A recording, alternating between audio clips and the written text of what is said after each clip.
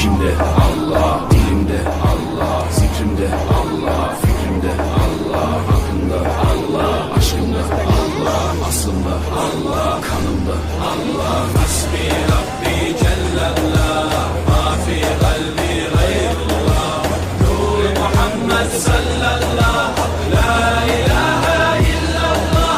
Hasbi Rabbi Cellallah, ma fi kalbi gayrullah.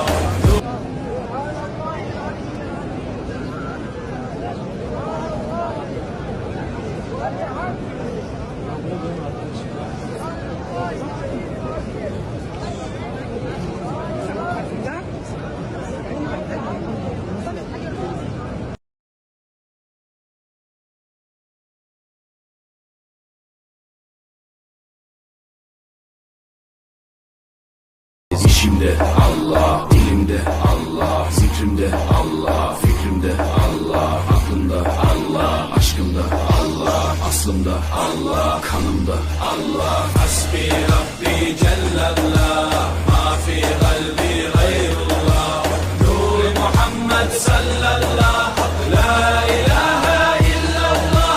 Hasbi Rabbi Cellallah, ma fi kalbi gayrullah.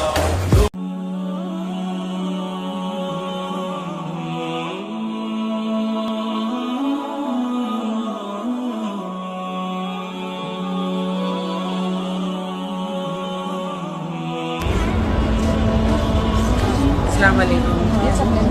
बहुत बेसिक थी आपको अस्सलाम वालेकुम। कोशिश कर रही है।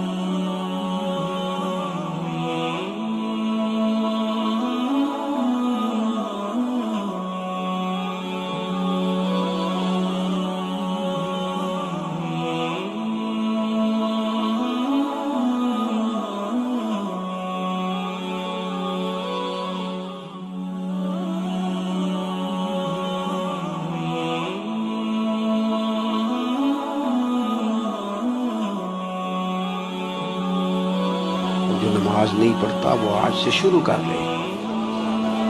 देखो मैं आपको सही बता रहा हूँ, एक वक्त ऐसा आता है हालात बंदे के ऊपर नीचे होते रहते, एक टाइम ऐसा आता है कि यूं लगता है कि साया भी साथ नहीं, फिर दुआओं की जरूरत पड़ती है रब को मनाने की। तो मेरे नबी पाक अलैहिस्सलाम ने फरमाया, सुखों में दुआएं ज्यादा मांगा कर, अल्लाह दुखों में